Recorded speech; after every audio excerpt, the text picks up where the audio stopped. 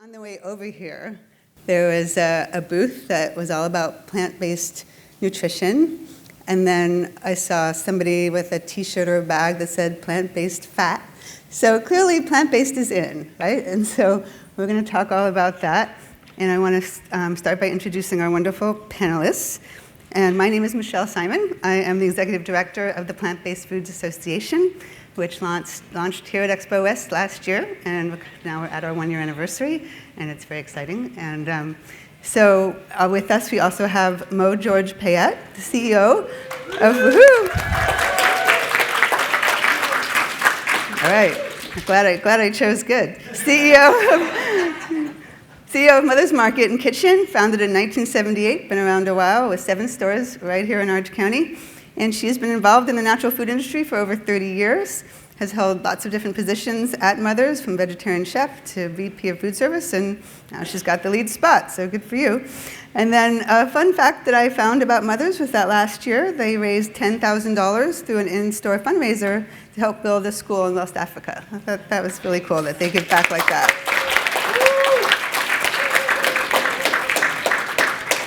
And then next up, we have one of our wonderful members, Herbivorous Butcher, Aubrey Welch, a co-founder of that company based in Minneapolis, which opened last year. And so they've also just had their one-year anniversary. And the Herbivorous Butcher is the world's first all-vegan butcher shop. And she co-founded that with her brother, Kale, who's also here. I just love that's his name.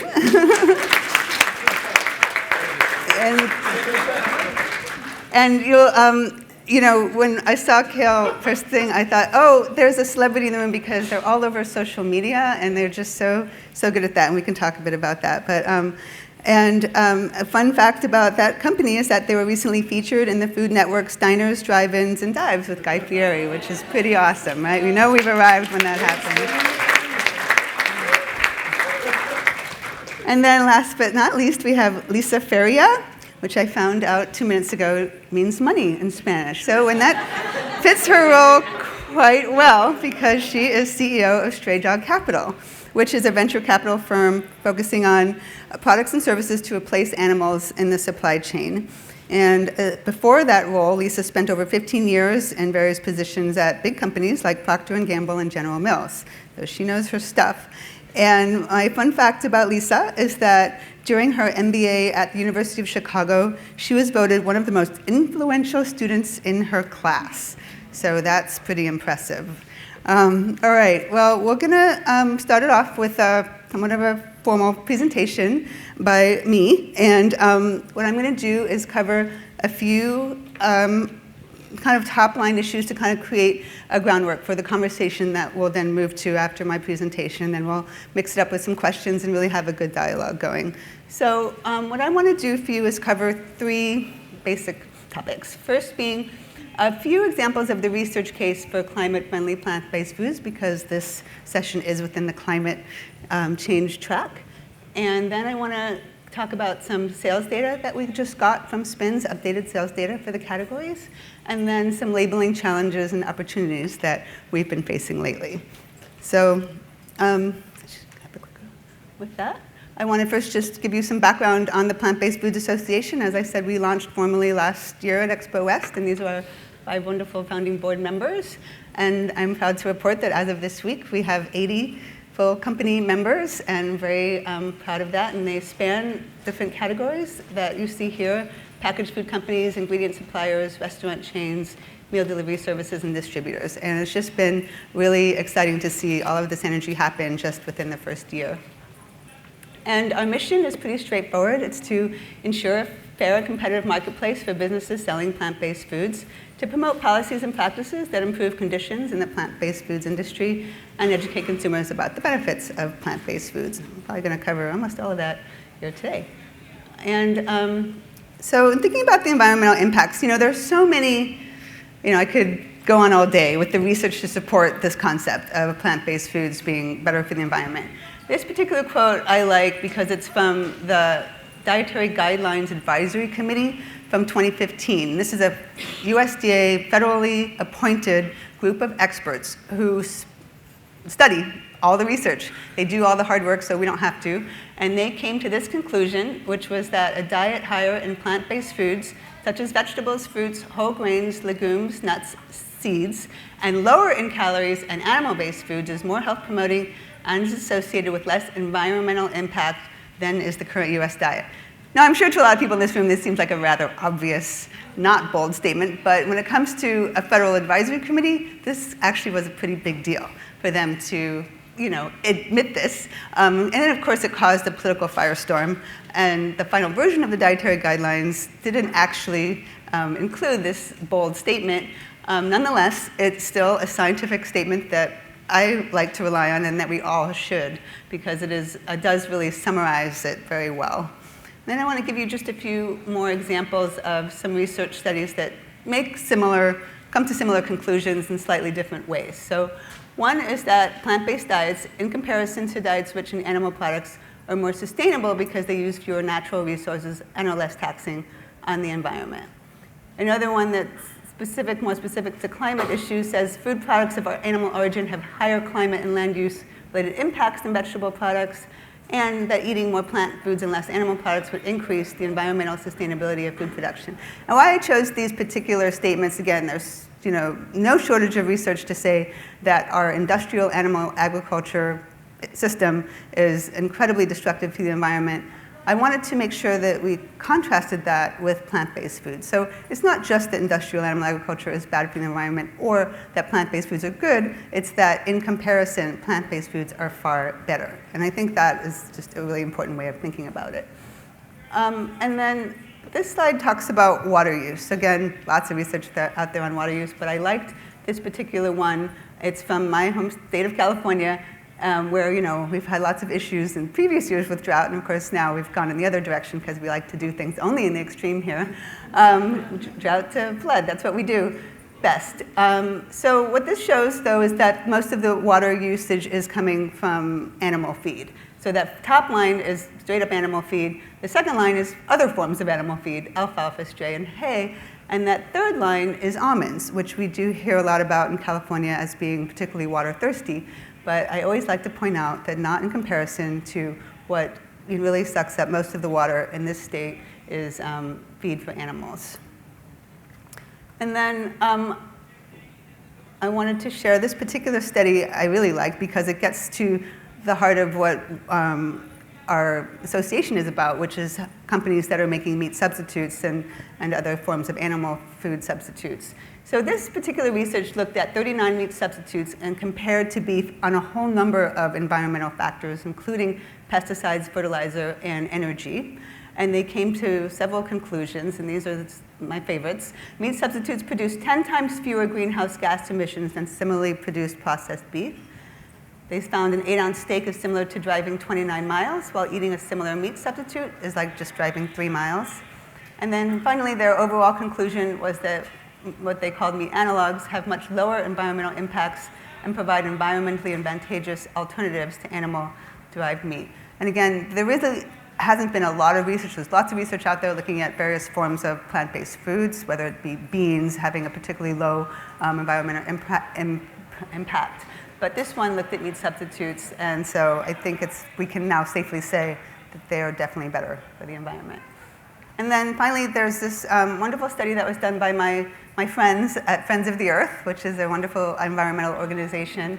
And they recently put out this results from their work with the Oakland Unified School District in my backyard, where they worked with the schools there to simply make a 30% shift away from both both meat and dairy products over to plant-based. And these were the results they found over a 2-year period.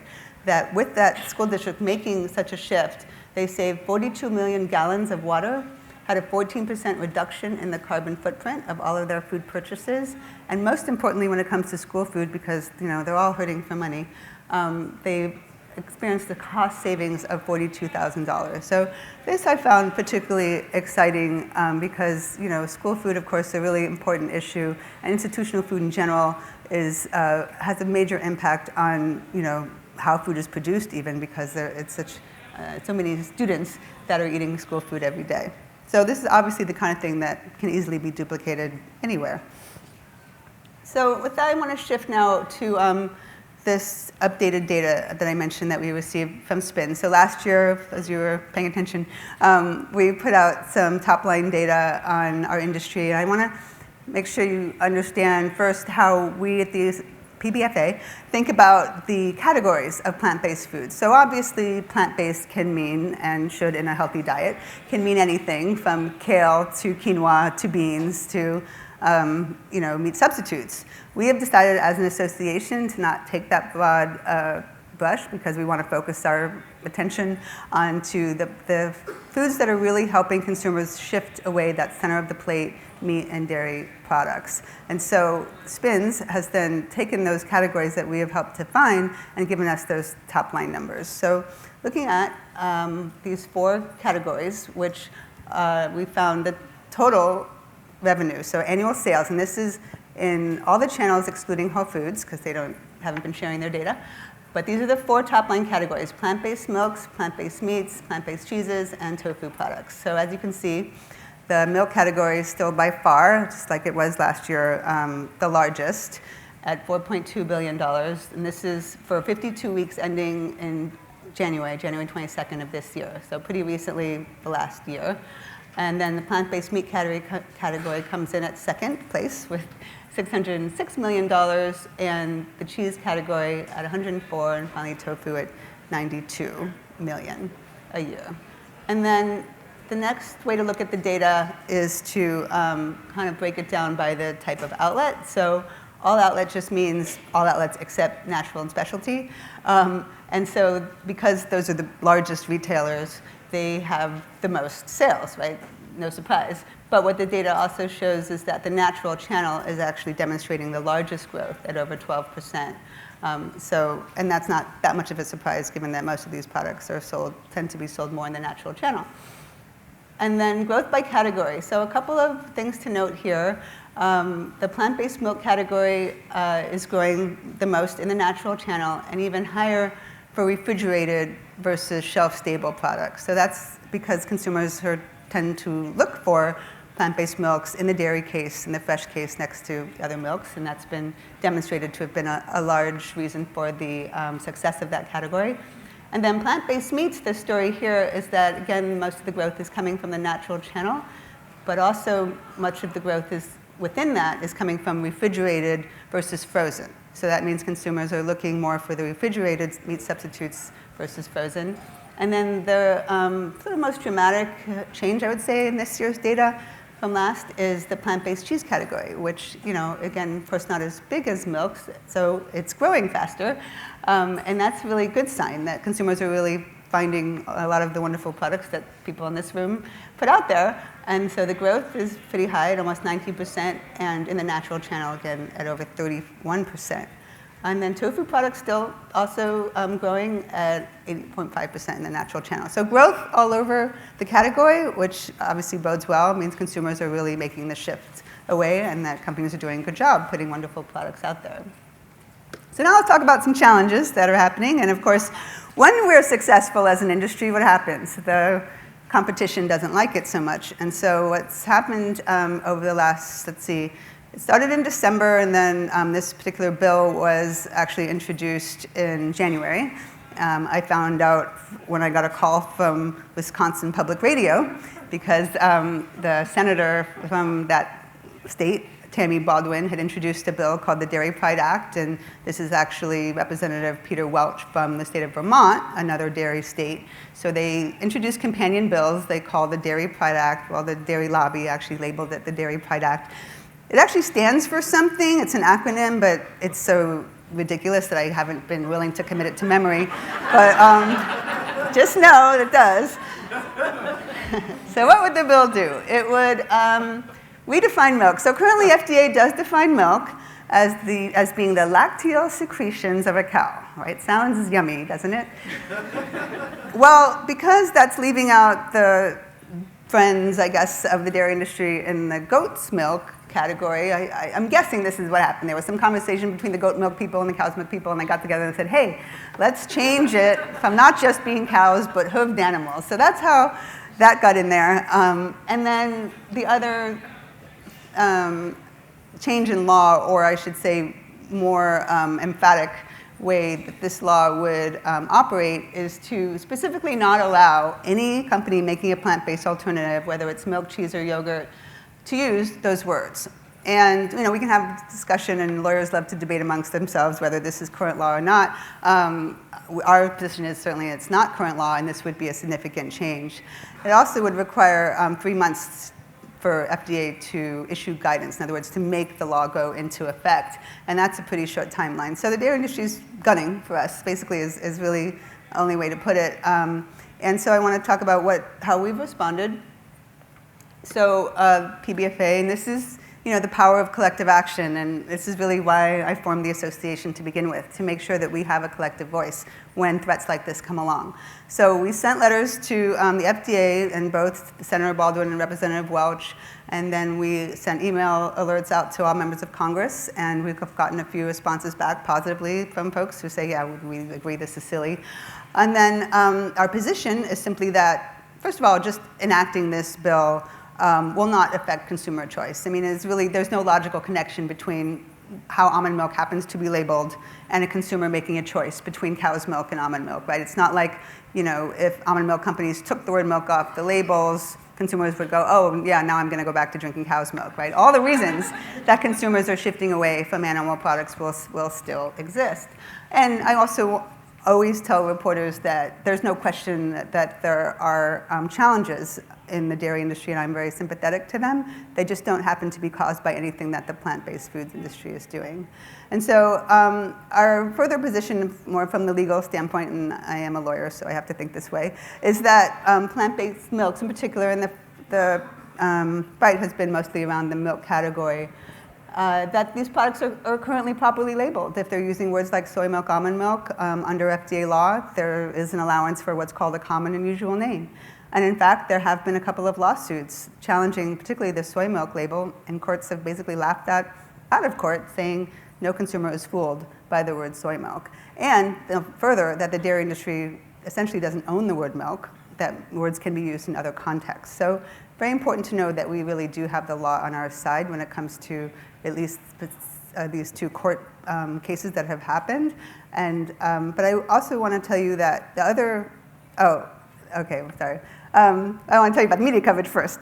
So what's really been fun about this whole situation that's unfolded over the last 2 months now is that it has resulted in just incredible media coverage for the PBFA and our members, right? And so I don't know if the dairy lobby didn't think of this, that this would backfire this way, but I'm certainly taking full advantage of the opportunity to tell our story to reporters. And so these are just a few examples of top outlets that have covered this issue and that we have been quoted in, mentioned in, and many of our members have been getting some nice press along with it as well. And reporters understand that this doesn't make sense, that this law is not a way to help the dairy industry. And so it's been a really good opportunity for us in that regard as well. And also, we're really just getting started with our response to this. And we've actually hired a new lobbying firm in Washington who's going to fight this tooth and nail for us. And we also recognize, though, that the industry does need to come together and create some more consistency and some standards around how these products are labeled. So while we don't accept the dairy industry solution to some of the ways that these products are labeled, we do recognize as an industry that we need to standardize how these products are labeled and what it means to have certain labels. And that's a really important role of a trade group, and we have embarked on that activity. So that's what that's about. And it's going to take a while. I'm not going to have all the answers for you for a while, but it's up to the industry to really come together and make those kinds of determinations.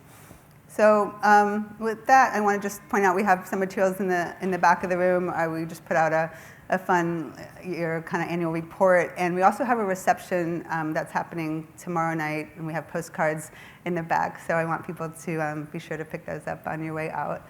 And so I'd like you to hold questions. Happy to answer them later, but I want to move us to the discussion format part of the morning. And with that, I would like to turn it over to Mo, and I'm going to ask you some questions and to get the conversation started. And I have some pictures to also share with folks, just to make the point about how your store showcases plant-based foods. So what I want you to talk about is, from your perspective, what have you seen over the years in terms of the growth of the category? You've been a real champion for these foods. Just tell us kind of what your take is on what's going on right now, and yeah. Well, anyone here who got to fight the parking to get into the building sees the dynamic growth in the industry in general. Relative to the Plant-Based Foods Association, and thank you so much for allowing Mother's, a local 7-store chain, to be a part of this, is we can remember back to when it was only tofu. And that was a huge, odd thing. And, just getting people, it tastes just like tofu, it tastes just like chicken. You don't even worry about it. And it was just a simple thing. Now, every time we turn around, we get people from local farmers markets, which support your local farmers markets. That's where a lot of people are testing the waters for their plant-based products. And they'll come to us, and I'm trying to see what you have on this shelf here, if there's some local ones over there. And they will have all different iterations of plant-based meats, so to speak.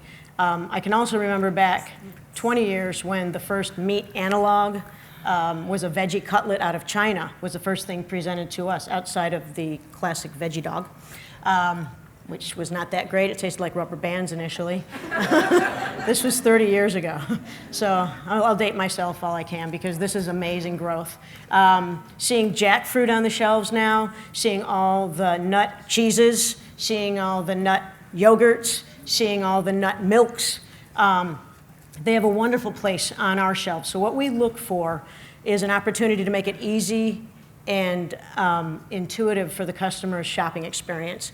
We had a number of experiments with where to place things merchandise-wise, and it needs its own section. People want to find it all together, but they don't want it far from maybe their counterparts who want dairy. And so we kind of work cohabitat. We have to be friendly to everyone, but we have a huge emphasis. Mother's was founded on a group of yoga enthusiasts who were vegetarian and wanted to put their highest values forward. And with that, truth, beauty, and goodness meant no harm. So there's a soft spot in my heart. Sorry, Mike. There's a soft spot in my heart for anything plant-based, just because when you see the beauty of these products growing, anything fermented, anything that's cultured, it has a beautiful spot in our shelves, and we're proud to present them. Relative to where we merchandise, I mean, even the supplement category, you'd shown a picture earlier. The supplement, how about all the plant-based? How about all the beans are coming out of navy beans now, not just pea protein? So wonderful opportunities, and trying to keep them together just to make it easier for the shopping experience. We're not segregating them out of the dairy case. They're part of the dairy run. Coconut, cashews, right? Those two things. How are we going to keep up? We don't know, but it's a beautiful thing. Right, wonderful.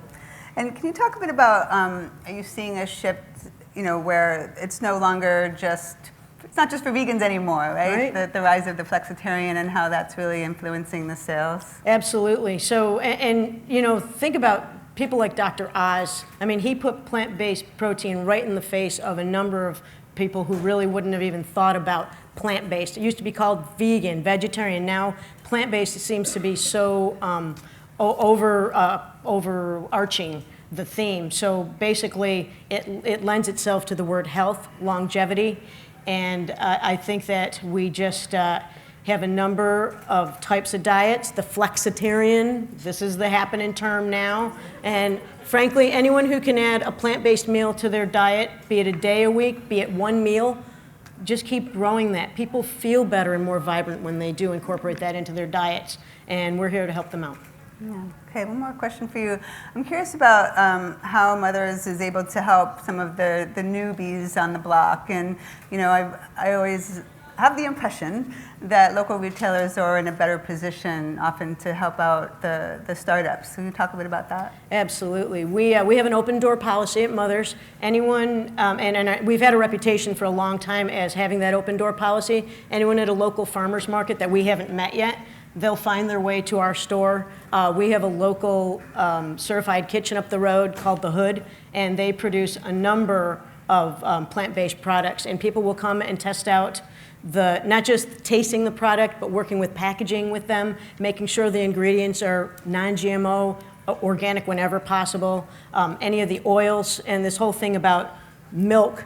Well, what about oils? You know, every nut has a milk and an oil, right? Are we going to start battling the word oils? So making sure that we have all the right call-outs and working with them, and then we test them out, and that is the beauty of being a local, smaller retailer where you could test out these products. And I wish you guys were local because we'd carry your products in a heartbeat. Great. All right. Let's make that happen. Awesome. All right. Thank you, Mo. Sure. Aubrey, I want to move to you, and we've got a couple of pictures for you to kick off the conversation. So I'm curious about your vision for the butcher shop and what really motivated you and your brother Cale to get this thing started. Yeah, it started when I went vegan when I was 14 years old. And just for reference, Cale and I are 12 and a half years apart, so I had to wait a really long time for him to catch up. But when he was 16, he decided to go vegan. I didn't push him too hard, but a little bit. He was in college, and we were both talking. We really wanted to do something for a living where we could actually help the planet and help people and help animals, which was, three things we felt so strongly about.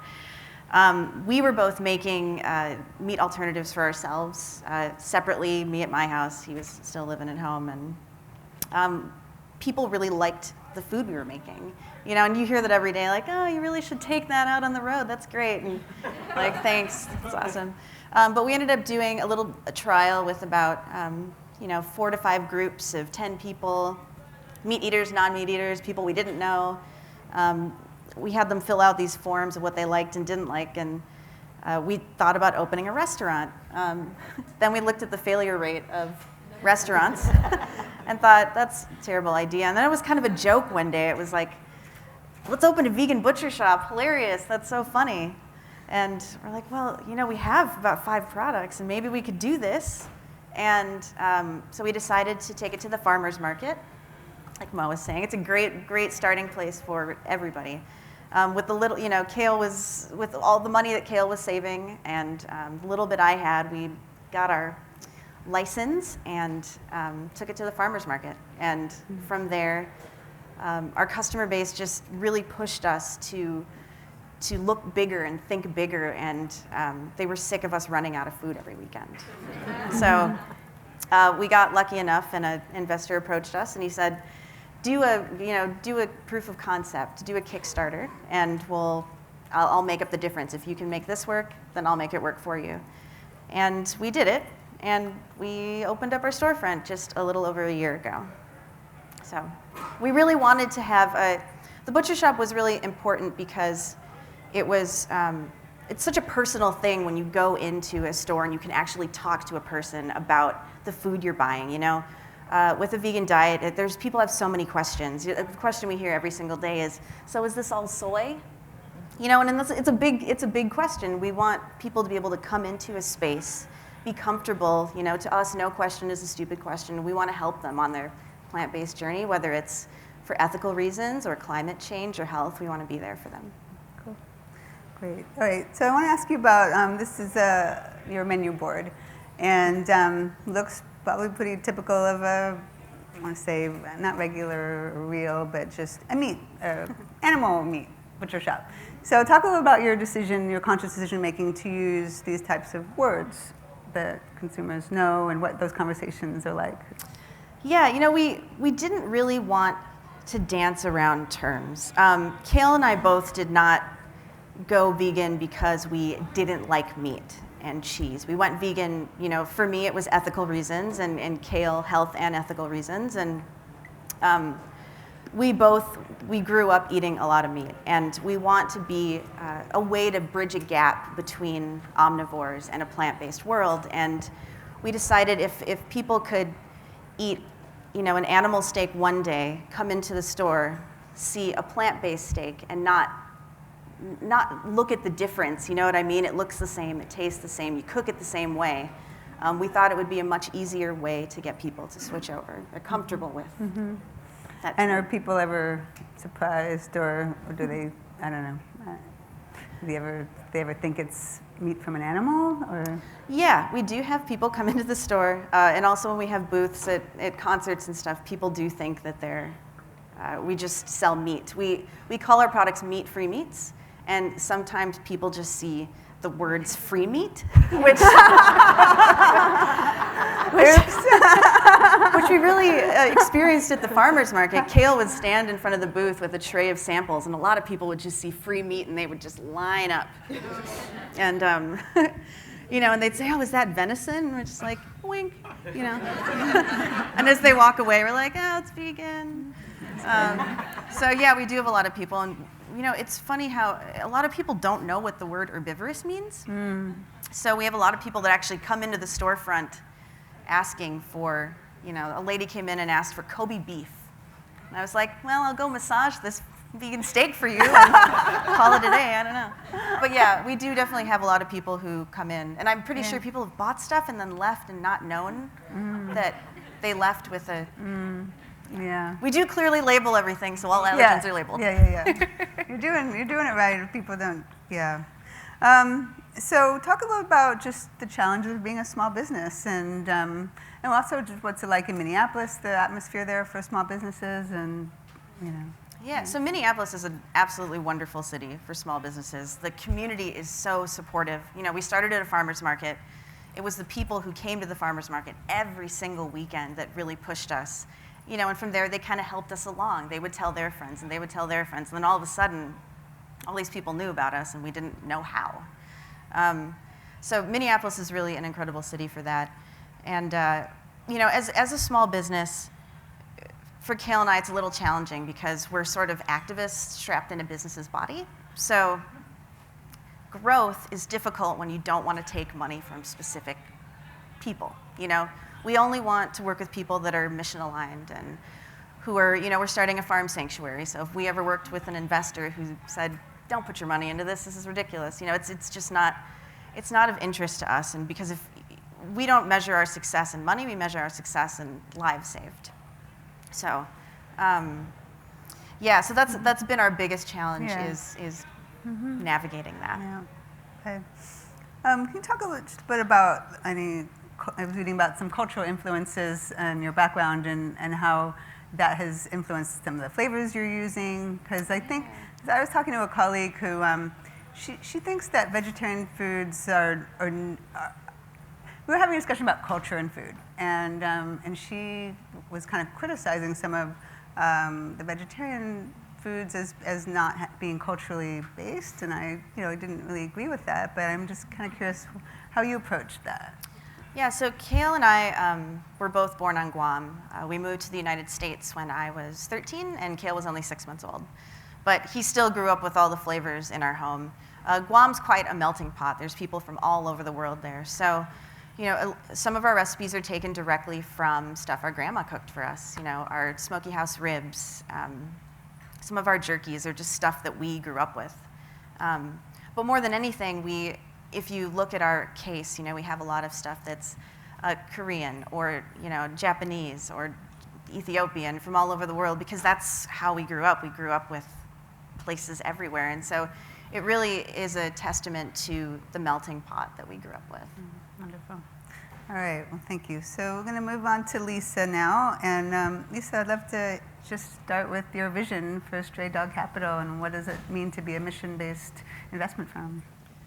Sure. So we actually started, and this is where the name came from, because we were very much interested in animal welfare. And we were very involved with companion animals, so shelters and things like that.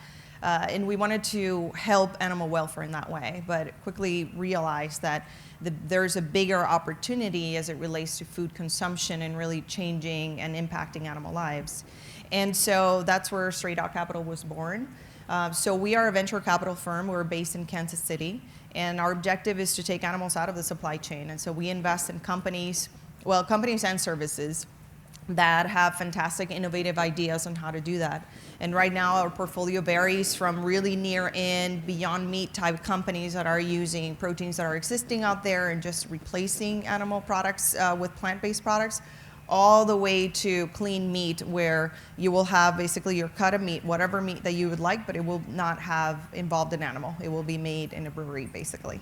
And so we have a variety of different investments that we have invested in, and that we help the entrepreneurs continue to succeed and evolve, because we believe that this is the future. We saw an opportunity not only from an animal welfare standpoint, but we saw there's just so many macro trends, and Michelle, you cover some of these, but in terms of people's health, you know, how in developed nations and increasingly developing nations, the rate of obesity, chronic disease, of diet-related illnesses, I mean, it's just, and death, it's huge, and it continues to grow. And if you look at all the Google searches right now, you're going to find that people are really passionate and looking for solutions. Diets, they're either in a diet. I think I heard this percentage the other day, that 85% of women right now are either on a diet right now, or Googling a diet, or thinking about starting a diet. I mean, people are really concerned about their own health. And they're looking at plant-based solutions, whether it be as a replacement or moving all the way to plant-based eating as a solution. So there's a huge opportunity, a huge marketplace there. And we see this whole sustainability direction, right? Chatham House, which is a British-based think tank, just released a report last year that said, hey, we cannot achieve the Paris commitments without a reduction in animal agriculture. It's just not happening. If we want to help climate change, if we want to slow the effect that we're having on the climate, we need to change animal agriculture and replace it with something else, increasingly, you know, all the way from a replacement to a meal, all the way to, you know, your full-out plant-based eating. You got all the millennials going up and all these generations, which, you know, meat-based eating is not necessarily completely a thing that everybody does. They replace meals, they're more vegan and vegetarian than any other generation before them. I mean, you have a lot of these huge macro trends, and we saw this opportunity that said, hey, we can drive where we're coming from in terms of animal welfare improvements and help all these companies that are coming up with fantastic solutions and invest in them, because we truly believe that there's an ROI to be had here. Mm-hmm. Wonderful. So in thinking about what's going on right now, it seems to be a lot of interest, as you say, in plant-based foods, and a lot of big-time money going into a lot of startups. And I'm just curious what your vantage point on that is. Is that sustainable? Is it a good thing? You know, kind of how do we balance, you know, the need for capital with kind of the realities of the marketplace? And yeah. You know, I think that I get asked this all the time, especially from other venture investors. Do you really think that there is a return, or do you think that this is a smart idea to invest in at this point? And what I always say is that I'm on cap tables. I'm in investments together with people like Bill Gates, with people like Sergey Brin, with human beings that you would consider that are ahead of the curve and can see trends coming, and would not be putting their money down on something that they would consider a pipe dream.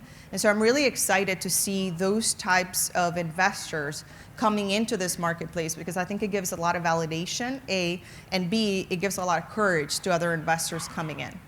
Now, here's what I would tell you. If you're an entrepreneur, particularly a West Coast entrepreneur, you have to balance out and you mentioned a little bit of this, wanting to, you know, have a lot of funds that help grow your company with who are your investors, and what is your valuation, what is the value of your company. Sometimes there's a balance to be had between what's the highest that I can get my company to be valued, and setting yourself up for failure later. You know, it's better to grow a company in a reasonable, sustainable way than to say, hey, my company is worth this, and even if you triple the company, it's still considered not a complete success. So I think there's a balance to be had there, and I often counsel entrepreneurs to not necessarily go for the highest value that you can go for, but to do it in a smart way, so you can always exceed expectations and grow your company in a way that it's not considered a unicorn, or that means a company that's overvalued. Mm-hmm. Good advice. My next question is, what advice would you have? And anyone can actually chime in on, you know, what advice do you have? There's also an explosion of startups, right? And not all of them are getting the big investment money. And so what's your advice for folks who are just getting started, either don't have access to capital, but, you know, maybe could get into a position where they can be ready for capital, or what are some other options besides, you know, traditional giving away part of your company? Just kind of talk about what you see in that realm. Sure. Yeah. I think there's a combination of a path that I've seen a lot of entrepreneurs take is accelerators. I think and they come in every shape and color in the world. Some will take equity, some will not take equity. And I think accelerators really help entrepreneurs think through all the elements of their business and advance them at the same time, and give them the members, and I'm not part of an accelerator, so I'm not trying to sell you on something. It's something that I really have truly seen be successful. They really help them give a lot of mentors when they need it. Nobody makes it on their own. That's across the board. Nobody makes it on their own. You make it because you have the resources, meaning the advice, capital, opportunities, connections at the right moment when you need them. It's like that kind of segues into my second recommendation. Is don't give up. Don't give up. Second, always be looking out for people that can give you advice. It drives, as a venture investor, it drives me crazy when I get a call from an entrepreneur. They're like, "Here's my plan. Do you want to invest? Yes or no?" And I'm like, "Well, it doesn't really fall in. Okay, bye." And it's never okay, here's my plan. What weaknesses do you see with this venture investor? What are the pieces that you think I need to strengthen? I'd be happy to help you. But if it's a binary yes or no, can you invest in my company, then I will choose one of those two, right? So as an entrepreneur, and even a person with an idea, if you have an opportunity to sit with someone and say, "Hey, I know that maybe this is not within your scope or not at the right time, but can you help me think through this? Or do you know somebody who's really good at this? I'm struggling with this part, that's not my expertise. Or I'm thinking about hiring this person and giving them this compensation plan." This is what I do daily. So I've seen it done in a million ways, and I can probably give you some advice, and so can many other people. And so the second piece is don't give up. There's a difference between persistence and stalker, but I've had some entrepreneurs who will approach me and say, "Hey, I'm doing this, interested not." Okay, well, it doesn't feel like their scope or whatnot. And they, maybe a month later, "Hey, back, are you interested now?" And I'm like, "Nothing has changed, so, that doesn't really." And then a month later, so don't take that path. But I have seen some entrepreneurs that will approach it and say, "Okay, so it doesn't fit your scope or the timing. What are the pieces in here that you see that if I were to fix or improve or evolve, et cetera, that would be attractive to you?" And I would say, blah, blah, blah, blah, blah. When they come back, how could I not talk to them, right? If they improve in the places that I thought were an opportunity. A, and B, I'm impressed that you're listening, that you have the initiative to get these things done, and the persistence to come back to me and see if there's anything else that we can do. At a minimum, I will connect you with someone. Now I have a piece of, I have a piece in it, if you will. At a maximum, hey, maybe we'll be having coffee and talking about your product or your startup, et cetera.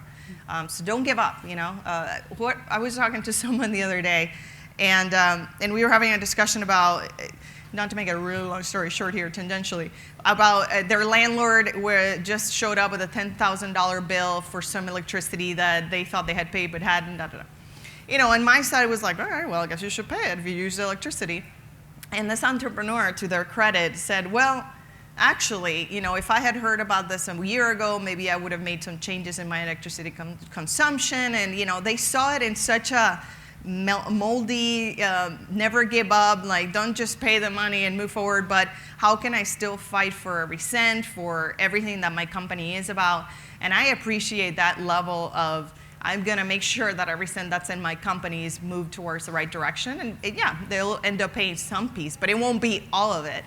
So don't just say, "Here's my problem, I look at it from face value, here's the action," but how can you always be looking at every angle that helps grow your company or make it more valuable?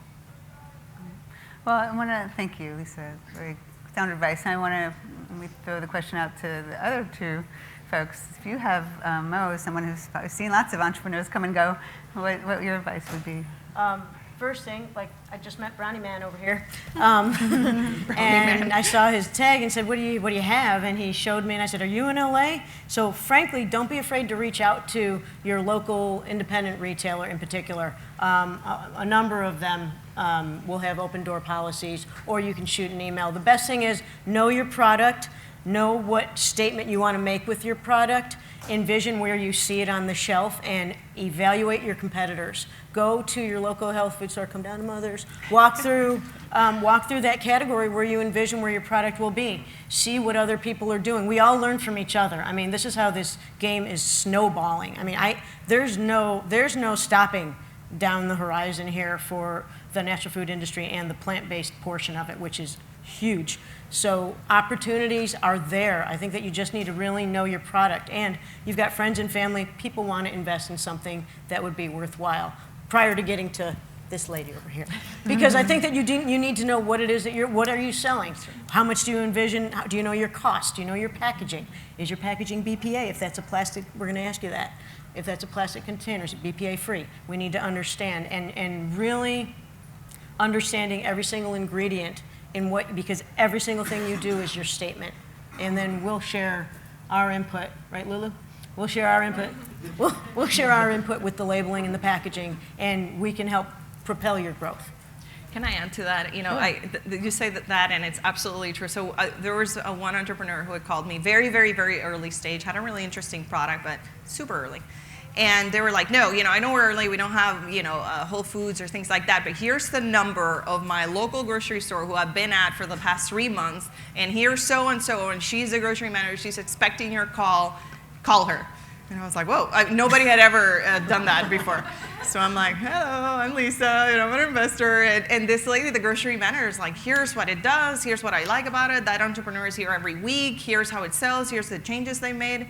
And that's impressive. I mean, they worked with that person so in depth. And maybe it was one grocery store, but just that level of connectivity, collaboration, forethought to have that person be so in with them that an investor could call them. That was a fantastic impression for me. Mm-hmm.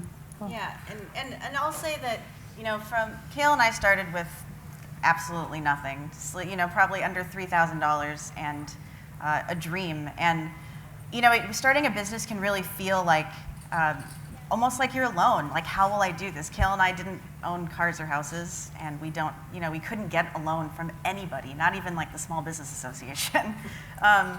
So just to really not give up and to really believe in your product. It's that belief, and when you talk to people about money, they'll see that in your eyes. You know, they'll see how much you believe in it. And just to not feel alone and don't stop trying, because it is entirely possible. Yeah, I would second that, even though I don't have a business per se, but I did start the association, and it took over a year of herding the cats, and they're wonderful cats. They really are great cats once they came together and decided, yes, you're right, this is a good thing, but it did take that time to pull it together, and now, like, apparently people do agree that this was a good thing to do. So I think you're absolutely right about having that vision, whatever it may be, to stick with it. And I've learned a lot about that along the way, for sure. So I want to throw out a couple more questions and then open it up for discussion. So we're 4 strong women here. I'm very proud of that. And so I want to just get some of your thoughts. I'm going to start with you, Lisa, because we did talk about this on the phone. What your thoughts are? The investment world is pretty male-dominated, so how do you see that working, and particularly with helping some women-led companies? Yeah, absolutely. I think, you know, this, for me, it's helping other women particularly succeed is a personal mission of mine. You know, my undergrad is in chemical engineer, and you know, it was 80% male. And when I went to do my MBA, it was basically about that. And venture capital is like 95% male. So I have made it one of my life's mission to make sure that I pull up as I go up. And what that means is not necessarily physically I have a person who reports to me and I'm helping her, you know, promote her. And it could mean that, but it also means how do I help other women, it doesn't matter what they're doing, whether it be as my peers, whether it be as entrepreneurs that are leading businesses that are already trying to make it, you know, anywhere, whether it be other people that I'm working with that I think could use my help or my advice or my time. I make sure I do that because, and I had told Michelle and the ladies here the story. When I was at Procter & Gamble, we had an opportunity getting women promoted. After a certain level, they would just there weren't that many women. And they would do a survey every year, and they would ask us, okay, so what do you think is your probability of success in the company based on what you see? You know, not necessarily internally, you know, do you have it, but kind of what you see out there. And consistently, I would say before me and even up to my group, my peer group, it was very low. I think it was, you had to rate it between 1 and 5, and it was usually like 1 or 2. because you looked up and you didn't see that many women and that many people that look like you. And so a lot of these women said, I have what it takes. I'm strong at this, this, and this, but from what I see, that's not going to be enough. And a couple of years later, I had a person who was reporting to me, a woman, and she took the test and came out with a 4 out of 5. And it was the first time in my career that I had seen that. And so I sat down with her and I said, so tell me a little bit about your answer to this question. And she said, well, I see you, I see so-and-so, I see so-and-so and so-and-so, and I think that that gives me the confidence that I can make it. And it just struck me how quickly that can happen and how I can be, and you can be, the example for the next generation of women that are coming after you to say, hey, no, there's nobody like me, it's not going to happen, to I'm going to make it, and just having that, being able to drive that confidence in other people is fantastic. And I say women, but I have had all kinds of fantastic male bosses and mentors and things like that who made it their objective to make sure that women were properly represented and they had the peer set that they needed and the counseling they needed and the advice, because like I said before, nobody makes it on their own. So it became okay, and one of my bosses who helped me the most, that was part of his objective in life, is I need to make sure that I promote women, that I'm counseling them, that I'm watching out for them. And it wasn't only women, it was other groups as well. And that was fantastic, because he had even more access, because he was above me, to be able to drive the things and the conversations that needed to happen in order for that to happen. So for me, it doesn't matter where I go, I'm going to pull up as I go up and counsel and help as many women as I can. Thank you. Yeah. Any other thoughts? Obviously, as she was saying, I have a lot of really important men in my life that have made this possible and have supported, what we do, my husband and my brother, obviously. But it isn't a secret that the natural foods industry has a lot of strong female leaders in it. And, when I think about it and I think about the women that work with me every day, women are natural nurturers, and I think that women will play a huge role in saving our planet, because it comes naturally, and they see a problem and they want it fixed. And so I think that it's going to be really good.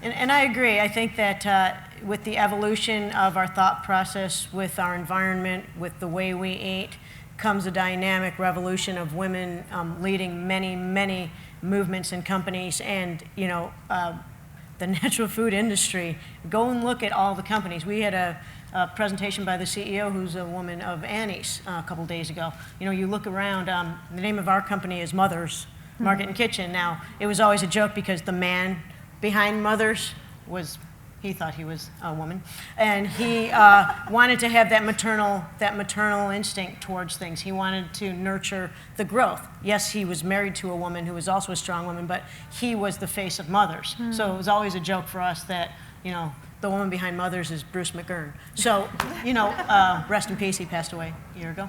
But I think that as you look at the dynamic evolution of, look at all the people sitting in this room, and it's a tight room. Look at all the people at this industry and behind the booths.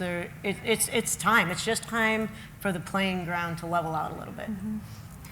Right. Well, yeah. I like that. What did you say? Pull up as you go up. Is that the phrase? Okay, I'm going to remember that. Yeah, and I do think it is all of our responsibility to support, and it's true that we can't do this alone. It takes a village and all that, and of course it takes both men and women to support everyone, all the work that we're doing. And I do find that women aren't always as bold, and I don't know, there's something about, I don't know if it's how we're raised. I was not raised that way, so I don't really relate to it, because my mother was very strong. But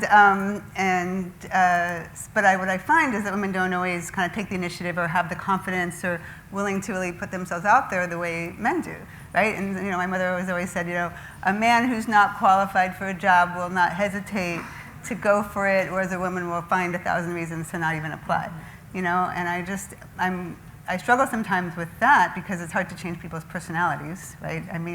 They were brought up a certain way, or just have that kind of in their being, it's hard. And sometimes I just want to shake women. And I do have those kinds of conversations all the time, like, don't put yourself down, just go for it.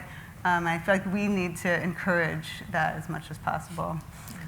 And building on this topic of diversity, I want to also, hear your thoughts about, go to a lot of panels at Expo, and they're all wonderful people, but they are mostly white, and they're mostly white male, but even where there are women, it's still mostly white. And so I'm curious, what can we do about that, as an industry? Just want to throw it out there and acknowledge it, and, see if anyone wants to take that on. Discuss. Yeah. Well, we have okay, let me contextualize it more. Okay. We're in California. We have a, quickly changing demographic. One of my concerns about it, frankly, besides it just being wrong, is that we are going to suffer as an industry if we don't pay attention to this rapidly changing demographic situation, right? Just like the Republican Party has a huge problem on its hands, Democrats too, but you know what I'm saying? I just feel like there's, we need to acknowledge the fact that our country is quickly diversifying, and if we don't pay attention to it, it's going to be at our peril, even economically, for no other reason, You all agree with that? Yeah. I do agree. Okay. Absolutely. I mean, I think there's no doubt that there's a huge opportunity. I don't think that right now, for at least the companies that I've seen, I don't think I can recall one that is looking at any ethnic market besides kind of white female usually, are the typical consumers. And if I see a marketing plan that includes Hispanics, I'm going to pee my pants. I mean, that would be amazing. All right, let's make that happen. That would be incredible. I haven't seen it yet. Yeah. Well, I mean, I think we just need to continue talking about it. Even though obviously there's no quick solutions, but it's something that I definitely. Yeah, I agree. Yeah. Okay. All right. So with that, we have a good 15 minutes left. So I want to throw it out to the audience. I'm sure we've got some good questions for our wonderful panelists, and see who wants to kick it off. Anybody? Just to make Yes. a comment, since I'm not a white female, that starting with the education system would be a great Amen, sister. Agreed. There you go. Boom. Start with the education system? Yeah. Yes, absolutely. Always a good place to start. Thank you. Yes. What are your thoughts about, if you look at the dairy industry and the meat industry, dairies produce non-dairy beverages. The meat industry now is starting to purchase the meat alternative companies. It seems like one new one a month is being announced. Some of it's announced, some of it's not announced as far as investments. So what are your thoughts from the association viewpoint about what's really happening there? Mm-hmm. I mean, I know they're hedging their bets for the future, but why not just be bold and be transparent and say, we believe that this is part of the future too? Right. Who's going to be, why don't they step out and just say that? I think some of them are, actually. I think absolutely that is the trend that's happening. So when you see a big, international company like Danone purchase White Wave, which has some dairy but also huge plant-based lines, I think that is a statement that they see that the future is plant-based, and they absolutely cannot not be part of that, and cannot have, they need to have plant-based as part of their portfolio, right? I mean, just saw Bolthouse Farms has a new plant-based line of milk, so owned by Campbell Soup. So clearly that's another indication that, the big food companies, well, General Mills, of course, is stake in Kite Hill. I mean, we're seeing so many examples of conventional food companies buying into plant-based. And I think that alone is a statement, and I see it as mostly a positive sign of where the food industry is heading. I also have some concerns about where we kind of commingle animal operations, if you will, with plant-based. So, obviously from a political standpoint, we need to have certain positions that protect plant-based food companies' interests. And so I worry when I see a big meat company buying a plant-based company. Well, how is that going to impact the independence of that company to work with the Plant-Based Food Association and saying perhaps we don't think that agricultural subsidies should be put into meat production, right? So, I do have those concerns, and I think we don't know yet how that's all going to play out. But, I think it's just inevitable, however, that this will continue to be the path for companies that are already, have big private equity investment. They're going to get sold to companies that are likely to be meat-producing companies. It's just kind of it seems to be the natural progression of the industry, and so we are going to have to deal with it. And I will say, so we're in Beyond Meat as investors. And so Tyson just got a 5% stake in Beyond Meat a couple months back, and the Tyson CEO just came out, I think it was last week, and said the future is meatless. So we're making so many incredible strides. But I will tell you this: even as a mission-based investor, when we kind of got the updates on who else was investing, and we saw Tyson, we're like, whoa, what? And there were backlash on both sides. The Tyson stakeholders were yelling at Tyson. All the angry vegans were yelling at Beyond Meat. Right. So everybody was just kind of freaking out. But I really do think that there will be a process of, they're sticking their toe in the water. They see an opportunity. Yeah. That to me is a good indication of they're seeing the opportunity, hopefully, and other meat producers will see the opportunity. If they end up buying Beyond Meat, who knows? But just having them stick their toe in the water shows that what they see as an opportunity is higher than what they fear as backlash from their stakeholders. And that's huge, because they really are reactive to their stakeholders. So it'll be very interesting to see what happens next. Okay. Any other questions? Yes, back there. Shout it out. Hi, I'm Mary Ellis Gall. I'm also an attorney specialized in environmental law. I thought that's how I was going to save the planet. So I still think the best plant-based product are sprouts. And everyone has quit talking about sprouts. So I've been working with the FDA for the last few years to promulgate new regulations around safe sprout growth. Because my vision is that there could be a sprout farmer in every community. So sprouts aren't shipped hundreds and hundreds of miles. I sat on the International Sprout Growers Association Board of Directors for the last 5 years too, because I wanted to find out where the sprout industry is these days. So that's my new pitch. If anyone wants to be a sprout farmer. All righty. Go Sprouts. Being an attorney to get through FSMA, the 850, fine line things. The health and safety issues are huge. Yep. It's still on the FDA website. Don't feed sprouts to kids. Right. I do an artisanal blend. It's no more alfalfa sprouts. It's fenugreek. It's broccoli. It's radish. There's some kind of flavor combinations. But I think we need to start the conversation around sprouts Love it. again and get this off the Absolutely. FDA website that sprouts are not safe for children and elderly and pregnant women. So that's my. All right. All right, so anyone wants to Yes. join the sprout movement, then yeah. Well, I just want to take that as a jumping off point to say, obviously, our food policies are all mixed up, right? They're the complete opposite of what we need, in the sense that they tend to promote industrial animal agriculture and not promote fruits and vegetables, other than a few very underfunded educational campaigns to eat more fruits and vegetables. And my best talking point to make this case for this idea is that we do not currently produce enough fruits and vegetables in this country to meet even the meager federal dietary guidelines for how much we should be eating, right? So just kind of take that in for a moment, right? The US government is telling us to eat a certain amount of fruits and vegetables every day, but we don't produce enough to actually realize that recommendation, because our food policies are so crazy and upside down for what they should be promoting.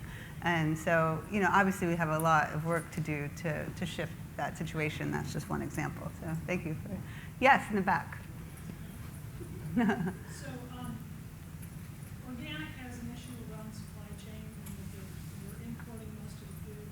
So, what's going on with plant-based foods in terms of the supply chain? Because if you look at agriculture, it's a lot of corn and soy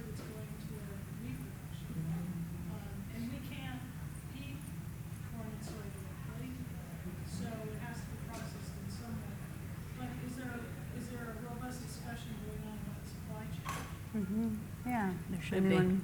There definitely should be. I totally agree. And I think that you're right. It's all the other parts. Like, this is one piece of it, but relative to the backstory of it and what goes into the behind the scenes of the plant-based industry, we do have to evaluate that. You know, it's everything from raw foods to fermented foods to you name it, and you name the commodities. And you're right, sourcing is getting scarce. So we do need to have, you want to start a panel?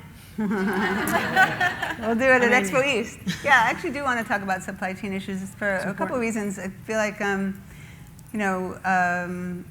one of the ways I really want to help promote the association is by talking about the supply chain for our members. In other words, obviously we have members that are all over the country, frankly, mostly in California, but they are sourcing ingredients from all over the country, in some cases other parts of the world. And so, the meat and dairy industries tend to position themselves as the heartland of America for agriculture, and perhaps they are.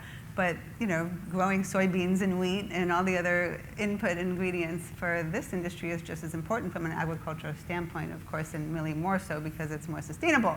And yet, when I hear from a company that they are having a hard time sourcing, non-GMO soy, let alone organic, then that's a problem, right? Or another member told me that they have, for their seitan, they have to import wheat. I mean, we grow a lot of wheat in this country, right? But they're importing wheat from Europe because they can't get the supply they need because I assume it's all going to Kellogg's, right? And that kind of thing is maddening to me because then that makes the food less sustainable if they have to ship it from far away. So, and then of course there's the organic issue, which is of course of interest to many of our members as well. So there's no question we need to take a look at that. Yes? My question's for Robert. Can you share the details of the timing around opening your LA shop? Next week. We'll talk to Lisa after. She keeps getting closer and closer to me. I don't know what's happening. So we ship direct to consumer as well from Minnesota. One of our biggest goals is to be able to not have to ship things on airplanes. So to put a hub in all of the coasts like we do in Minnesota, that way we don't have to ship across the world. Mm-hmm. But yeah, LA is definitely at the top of our list. It's the #1 city we ship to. So Cool. Thanks, All LA. right. There you go. Yes, sir. When you're dealing with, say you're producing a new product and you're dealing with companies, we know some of them are privately owned, and then you start getting to the large corporations who, like you mentioned before, buying into the natural food industry. What other pitfalls might you see? I know I've seen companies buy companies just to shut them down before. Yeah. No, I find that a very cynical. I mean, look, I spent most of my career actually exposing the underside of the food industry, the dark side, if you will. And so I'm the first person to be skeptical when I see, Tyson announcing a steak and Beyond Meat. But a company isn't going to put in money to throw it away, right? I mean, that's not a good business decision. So I absolutely do not believe that a company is trying to, shut down the competition by buying them. That just doesn't make sense. But that said, I do worry that it's not necessarily, like Tyson isn't trading up, 5% of its meat production for their 5% of Beyond Meat. That's the concern I have, that, it's just another niche market to them, and of course they want a piece of that action, and that's fine.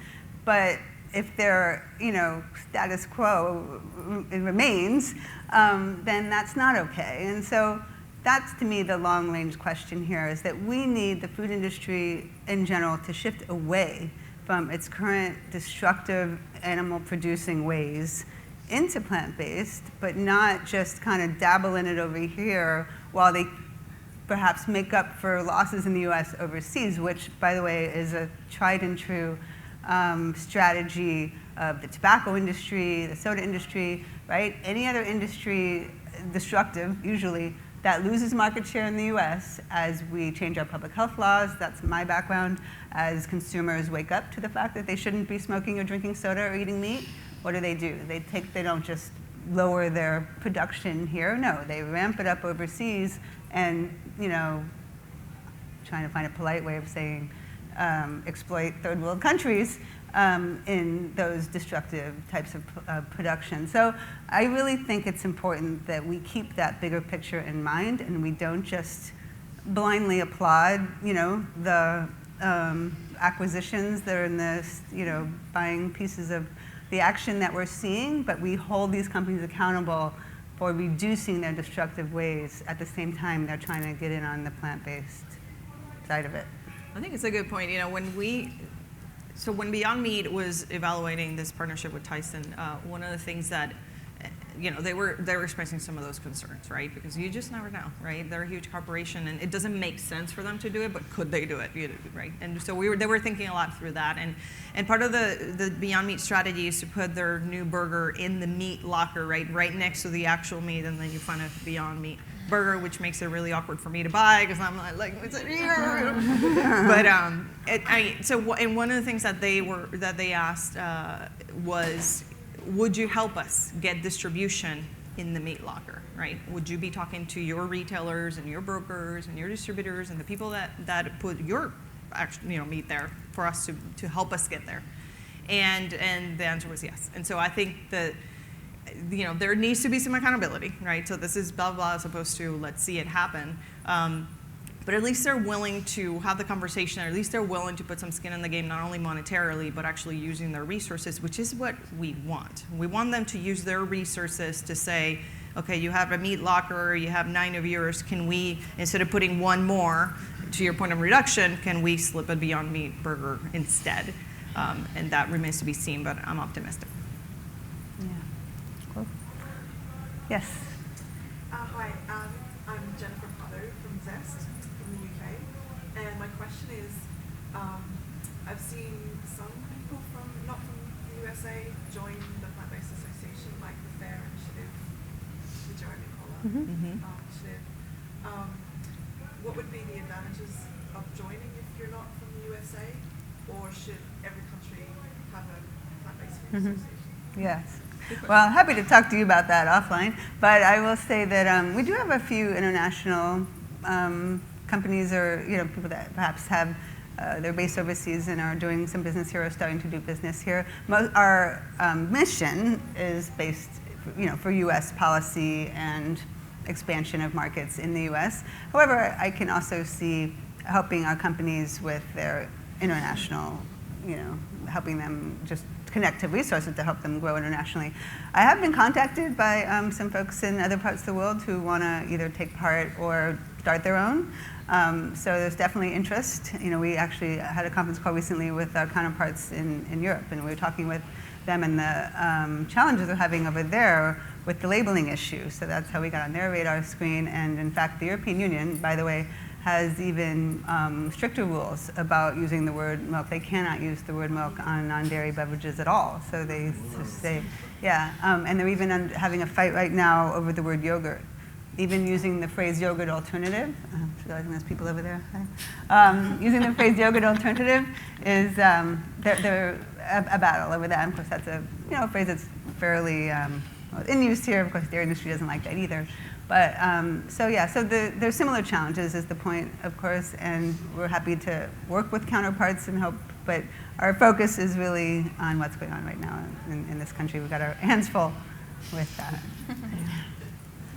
All right, well, with that, I think we're just about out of time. I wanted to just maybe give a quick wrap up if, hang on. If anyone wants to talk about if you see something about the future of plant-based, something, that just what do you see as the future? I think it's endless, the possibilities. I do think that we have to evaluate, you brought up in the back relative to the raw materials and all, and I do think that we need to evaluate how much we're using. We have to evaluate where the coconut's coming from, where are all these cashews coming from. Sunshine Burger's been around for forever, one of the original OG plant-based burgers over here. And I think that we have a lot of products that are spinning. Where's the hemp? Bring in more hemp. I think that we need to look at every type of ingredient we can use so that we're not using up all of our sourcing. And then is it sustainable when we are sourcing it, which is a huge issue. So I think that we just have to, as this explodes, which you can see at this show, you can't even get into the smaller innovative halls right now. They're just packed with innovative items. And a lot of them are plant-based, but also remembering raw, fermented, cultured, veggies as well, remembering the whole gamut of opportunity. I think we just have to keep our minds focused on understanding where the sourcing of all this growth is going to come from. Aubrey. You know, we are having a conversation now with a grocery store chain back in Minneapolis, and you know, I kind of think that this is where plant-based foods is going, hopefully, but they came to us because their meat department and poultry department is not doing well. And people aren't buying that. They're buying the plant-based things that are in the cases. So they came to us and said, we want to shrink our meat area, and we want to put in an herbivorous butcher case.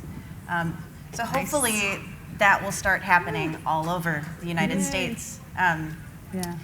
But yeah, so it's you know, and it's the biggest thing for us in that decision is we need to have our people behind that counter. You know, as I said earlier, the education is so important for new people who are trying the products. So just making sure that in all those grocery stores, as people start doing this all over, that the people behind the counter are educated on the products they're selling. Thank you. Lisa, 30 So seconds. I would say that there's a couple things. So the first one, I think there's interminable, like just unlimited amounts of ways to make plant-based products. Right now, we've been with soy for a while, and now we're moving away, to do other things, other proteins and things like that. But there's always new things out there. So I am really excited every time I see, a different take from a different type of protein or material that then we're turning into fantastic food that comes from the plant kingdom. I just see that there's all this huge opportunity and road that hasn't even been tapped. So I'm excited about that. The second piece is, the innovation that's happening in plant-based is fantastic. And not only the people that are doing this in a lab where they're mixing this and that to create this other thing, but just smart people that are figuring out ways to do things differently. So for example, I had a meeting before this, and I was meeting with someone who had met with an entrepreneur who was creating a new way to bypass the brokerage system and do something that's direct to consumer. They called it the Uber of brokerage, and where they would have simple consumers go and take a picture of the shelf, make sure that your shelf is loaded, and they would send it back to you. And I was like, they're creating just complete new systems to do things that makes it a lot easier and more affordable for somebody like who's creating a new plant-based product to get on shelf and to sell and to make sure you're not out of stock. So just don't think that whatever's out there is just the best way to make it and the product's already done. There's more products to be had. There's better ways to do it. So I'm really excited to see entrepreneurs step up and figure out a way to do things easier, to get things to consumers in a faster and more affordable way.